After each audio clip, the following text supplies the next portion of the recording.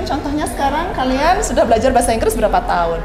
Sudah berapa ya? Dari SD sih. Dari SD? Iya, dari SD. Mungkin ada 7 tahunan nggak? Iya, udah. Kira-kira gimana bisa anak-anak kembangkan? Sekarang kan ada aplikasi pembelajaran online ya, banyak banget. Kalian bisa searching di Google dan sebagainya. Oke, yang utama sih biasanya kalau pakai latihan itu kalau anak-anak bisa menggunakan British Council.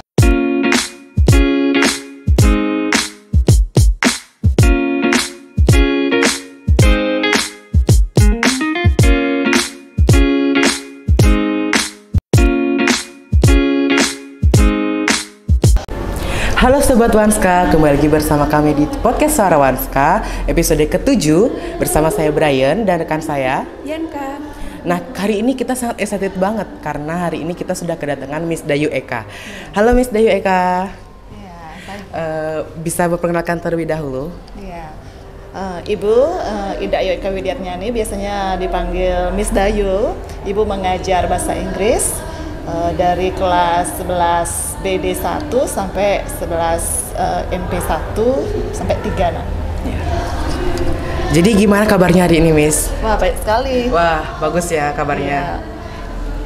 Baik, Miss, saya ingin bertanya, di era sekarang ini seberapa penting sih bagi seorang pelajar untuk bisa paling tidak mengenal bahasa Inggris? Bisa tolong dijelaskan? Iya. Menurut Miss sendiri, untuk pelajaran bahasa Inggris, apalagi kalian itu di era, katakanlah ini disebut dengan era digital, era revolusi industri 4.0, di mana kemampuan bahasa Inggris menjadi sesuatu yang penting dan utama, apalagi untuk generasi milenial sekarang ya. Karena kita tahu di masa atau di era sekarang ini adalah bagaimana terjadinya perpaduan budaya antar satu negara dengan negara lainnya, dan pemersatunya itu adalah bahasa internasional, yaitu bahasa Inggris. Jadi menurut Miss sendiri, kemampuan berbahasa Inggris untuk anak-anak sekarang itu adalah suatu keharusan dan penting sekali dalam hidup mereka. Wah, sangat penting banget ya bahasa Inggris di era sekarang ya, Miss ya. Betul sekali, Nah. Gitu. Tapi Miss, biasanya ketika sudah mendengar kata bahasa Inggris, kebanyakan orang sudah parno duluan. Nah, gimana tipsnya biar bahasa Inggris tidak menjadi sesuatu yang menakutkan bagi seorang siswa?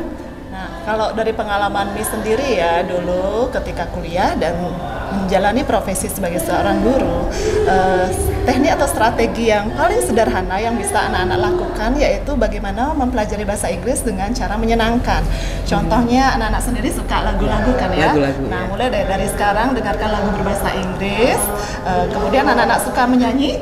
Dari syair-syair lagu bahasa Inggris tersebut, anak-anak dengan menghafalkan syair-syair tersebut secara tidak langsung, anak-anak sudah mulai belajar kosakata atau vocabulary dalam bahasa Inggris, tapi dengan cara menyenangkan.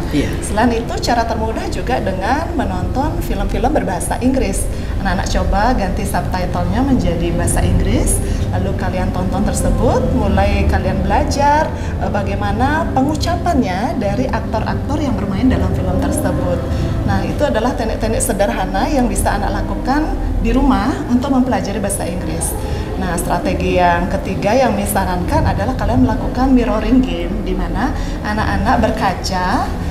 Jadinya kalian bisa melihat refleksi diri kalian di kaca, dan mulai dari kaca tersebut kalian mengucapkan atau berdialog menggunakan bahasa Inggris. Jadi dari kalian berlatih seperti itu secara tidak langsung akan membantu kalian untuk melancarkan kemampuan kalian dalam berbahasa Inggris. Ya, mungkin itu adalah teknik-teknik strategi yang bisa anak-anak lakukan dalam mengembangkan kemampuan kalian dalam berbahasa. Oh ya, terima kasih atas tips dan triknya. Tapi saya ya Brian ya, kalau selama ini bahasa Inggris itu belum bisa fasih dan bisa ngobrol sama orang luar atau orang asing itu. Gimana ya caranya biar bisa ada keberanian gitu loh, Miss? Karena selama ini Brian ingin ngobrol atau berbicara dengan orang asing nih. Takut gitu, kayak apa ya? Takut salah, gimana gitu tips dan triknya? Iya. Memang kita tanpa kita pungkiri ya nak ya, kalau bahasa Inggris itu kan bukan bahasa asli kita, itu namanya second language. Jadi bahasa asli kita atau pengguna kita, mother tongue kita adalah bahasa Indonesia. Jadinya untuk membuat kesalahan itu adalah sesuatu yang wajar ya, karena itu bukan bahasa asli kita. Tetapi yang paling terpenting ketika mempelajari bahasa itu adalah, ingat bahasa itu adalah for the sake for communication. Jadi fungsi bahasa itu adalah untuk berkomunikasi. Jadinya strategi awal agar kalian mau atau lancar menggunakan bahasa ini adalah kalian harus memiliki tingkat kepercayaan diri dulu dan keberanian untuk memulai. Kalau kalian tidak ada keberanian, sampai kapanpun kalian belajar, ya, Ibu rasa akan sulit sekali berkembang ya. Mungkin contohnya sekarang kalian sudah belajar bahasa Inggris berapa tahun? Sudah berapa ya? Dari SD sih. Dari SD. Iya, dari SD. Mungkin ada 7 tahunan nggak? Iya, udah. Kira-kira gimana? Progresnya menurut saya kalau di Brian sendiri ya, di pelajaran udah bisa pasti, tapi untuk ngomong sama orang itu yang nggak bisa gitu. Itulah karena kalian itu hanya mempelajari bahasa Inggris untuk keperluan pembelajaran di kelas ya, menjawab-jawab soal dan sebagainya, tetapi tidak dipergunakan bahasa itu untuk kepentingan berkomunikasi. Jadinya mulai dari sekarang anak-anak harus berani, confident, walaupun kemampuan kalian masih kurang, nggak kenapa, kalian bisa latih deh sekarang biar keren ya. WhatsApp teman, ya udah, hey bro, what are you doing here? Oke. Kalau dengan kalian berlatih seperti itu, secara tidak langsung kemampuan kalian dari hari ke hari pasti meningkat. Yang pertama brave, berani dan confident. Terima kasih Miss. Nah, sesuai dengan topik kita kali ini, kan cara efektif meningkatkan kemampuan berbahasa Inggris, mungkin dari Ibu ada tips khusus agar dengan mudah dapat berbicara dalam bahasa Inggris, fasih bahasa Inggris yang lebih dari yang tadi Ibu jelaskan gitu. Sebenarnya strategi yang bisa anak-anak kembangkan sekarang kan ada aplikasi pembelajaran online ya, banyak banget. Kalian bisa searching di Google dan sebagainya. Yang utama sih biasanya kalau Miss pakai latihan itu kalau anak-anak bisa menggunakan British Council. British Council itu adalah salah satu platform pembelajaran bahasa Inggris yang dari negara aslinya yaitu Inggris ya. Jadinya pengucapan benar, bagaimana dialek atau pronunciation yang tepat itu akan bisa anak dapatkan dari platform British Council tersebut. Jadi anak-anak bisa menggunakan karena di sana ada banyak pembelajaran ya nak ya. Boleh ada proses peningkatan kemampuan kalian di bidang listening karena banyak audio-audio yang disediakan. Kemudian untuk praktis speaking kalian juga ada juga untuk reading dan writing. Kalau kalian rajin untuk buka British Council di sana, kalian berlatih dari sekarang, Ibu rasa kemampuan kalian progresnya bisa lebih cepat dari sekarang. Ini aplikasi ya Bu ya? Iya, dia sebenarnya website ya. Jadinya kalian nggak bisa kita ngunduh dan sebagainya, kita cukup menggunakannya secara online dan itu disediakan gratis. Gitu. Jadi anak-anak bisa coba ya. Karena Ibu kadang-kadang pakai materi mengajar juga dari sana. Tuh guys, kalau kalian mau bisa bahasa Inggris, tips dari ibunya bisa dipraktekin di rumah ya. Baik, saya mau tanya lagi Miss. Di dunia kerja nantinya, pada jurusan apapun kita saat ini, menguasai bahasa Inggris pasti akan memiliki nilai plus tersendiri nantinya. Mungkin dari pengalaman Miss mengajar, sebenarnya apa sih hambatan atau tantangan bagi siswa untuk bisa fasih berbahasa Inggris? Sebenarnya dari kelas-kelas yang Miss ajar kan selalu Miss sekarang itu lebih menekankan fokus pembelajaran itu kita nggak ngejar target nilai ya di kelas itu. Kita lebih kepada bagaimana kompetensi anak-anak di bidang skill atau keterampilan berbahasa Inggris itu meningkat. Nah, jadinya selalu kalau proses pembelajaran Ibu di kelas itu lebih menekankan kepada bagaimana mereka mengembangkan kemampuan berbicara mereka, mendengarkan, tanpa mematok bahwa itu menjadi target nilai mereka nanti di rapot. Tidak seperti itu, karena secara tidak langsung dengan progres yang mereka lakukan dalam proses pembelajaran itu otomatis akan membantu pencapaian nilai mereka nanti di rapot. Utamanya Miss lihat kalau mereka itu kesulitannya adalah ketika anak-anak kurang memiliki kosakata. Nah, sebenarnya kemampuan berbahasa Inggris itu kan dari kosakata. Nah, gimana mau ngomong nih kosakatanya kurang kan, jadinya bingung.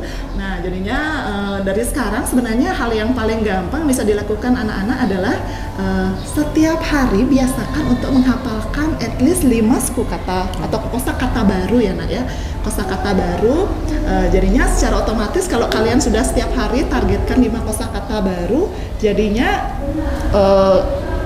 referensi ataupun jumlah kosakata yang kalian miliki itu jadinya bertambah. Dan dengan bertambahnya kosakata yang kalian miliki, otomatis ketika kalian dituntut untuk berbicara, otomatis akan fasih ya, karena kosakata yang kalian miliki udah banyak gitu. Itu tips dari Ibu sih, karena kesulitan mereka itu adalah mereka kurang memiliki kosakata yang mencukupi. Jadi ketika ditanya what is your opinion, mereka jadinya ngeblank. Ini mau bilang apa nih?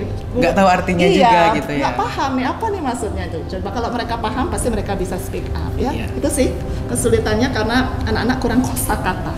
Ya. Berarti kosakata tuh menurut Miss tuh sangat penting berarti ya, Bu, ya? Iya, penting banget. Nah, sangat. Itu suatu keharusan ketika belajar bahasa, apapun itu bentuk kompetensinya, baik dia mendengarkan, berbicara, membaca ataupun menulis. Kalau nggak ada kosakata kan nggak akan bisa terjadi. Iya, Jadi utamanya kosakata.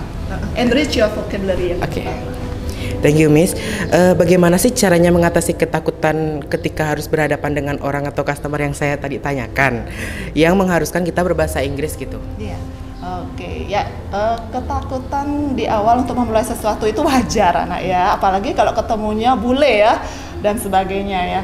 Tapi kalau untuk memulai yang pertama itu harus anak-anak confident dulu. Ya, utama itu adalah confident. Apapun itu, walaupun kalian memiliki kemampuan belum benar-benar fluent atau mahir, tetapi kalau kalian punya rasa percaya diri, otomatis itu akan diimbangi. Dan bule-bule pun yang berkunjung di Bali paham kalau bahasa Inggris itu bukan bahasa pertama kita. Jadinya dia paham, dia akan bilang it's okay, doesn't matter dan sebagainya. Dia akan mengatakan itu, dia malah memforce kita untuk lanjut aja ngomong, dan dia paham kok dengan kekurangan kita. Jadinya kalau kalian tahu sendiri, kadang-kadang dagang-dagang yang di Kuta dan sebagainya, apakah kalian pikir mereka mengenyam pendidikan yang mencukupi untuk berbahasa? Tidak ya. Tetapi karena mereka punya rasa confident dan keberanian, akhirnya mereka bisa. Nah, dari sana bisa anak-anak pelajari ternyata kunci utama berbahasa itu berani dan confident, sehingga ketika memulai, walaupun kemampuan kalian masih belum, tetapi karena kalian mau mencoba dan mau belajar lagi dengan mendengarkan, apalagi kalau punya teman-teman bule ya, kalian dengarkan sering, otomatis deh kemampuan kalian belajar bahasa akan lebih meningkat lagi. Jadi dari sekarang punya teman bule, oke ya, lebih. Aku Brian sih punya temen yang pasti bahasa Inggris gitu kan ya. Brian sering ngobrol bahasa Inggris sama dia gitu. Tapi Brian juga gak bisa fasih kayak si teman Brian ini kan. Terus Brian berusaha untuk bisa bahasa Inggris dan belajar bahasa Inggris terus. Tapi itu dah kendalanya tuh gak bisa gitu lancar kayak temen Brian itu. Itu Brian masih ada kendala itu aja sih. Iya, it's okay, bertahap ya anak ya, nggak bisa kemampuan belajar bahasa Inggris didapatkan Miss, walaupun sebagai guru tuh terkadang karena Miss juga jarang menggunakan bahasa Inggris untuk keperluan komunikasi, karena memang teman-teman di kalangan Miss juga nggak begitu penggunaan bahasa Inggrisnya, jadi agak terkadang merasa menurun ya. Ternyata memang dari sekarang ya, mungkin nanti kita di sekolah bisa nanti kita buatkan program English Speaking Day, di mana hari itu nanti anak-anak belajar untuk berbahasa sama baik guru, siswa berbahasa Inggris deh. Kalau kita bisa memulai inisiasi program tersebut, mungkin nanti kemampuan berbahasa kita di sekolah bisa lebih ditingkatkan. Iya. Terima kasih Bu, terima kasih. Benar-benar excited dan seru banget ya bincang-bincang kita kali ini. Nah, semoga apa yang kita bicarakan tadi bisa bermanfaat bagi semuanya yang nonton ya. Sampai jumpa di episode podcast Suara Wanska selanjutnya. Bye-bye. Dadah.